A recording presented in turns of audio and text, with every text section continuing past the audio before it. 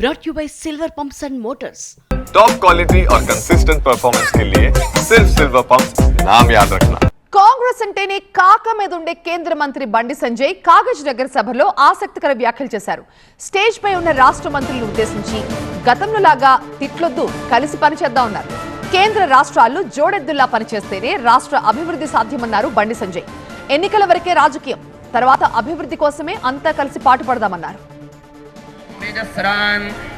కోమరెడ్డి వెంకరెడ్డి గారు ఏడికొని ఎవరైనా పనిచేస్తారు. ఆయన బోలా మనిషి అన్న కోమరెడ్డి వెంకరెడ్డి అన్న ఈ లోపల ఏముండదు, కుల్లా మనిషి కోమరెడ్డి వెంకరెడ్డి గారు.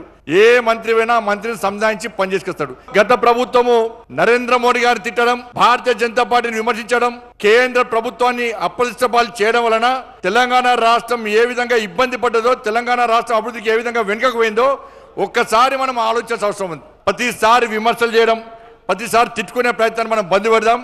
మనం అధికార పార్టీ, రాష్ట్రంలోని కాంగ్రెస్ పార్టీ ప్రభుత్వం, కేంద్రంలోని నరేంద్ర మోడీ ప్రభుత్వం, మేము సహకరించడానికి సిద్ధంగా ఉన్నాం. నరేంద్ర మోడీ గారి ప్రభుత్వం తెలంగాణ రాష్ట్ర అభివృద్ధికి సహకరించడానికి సిద్ధంగా ఉంది.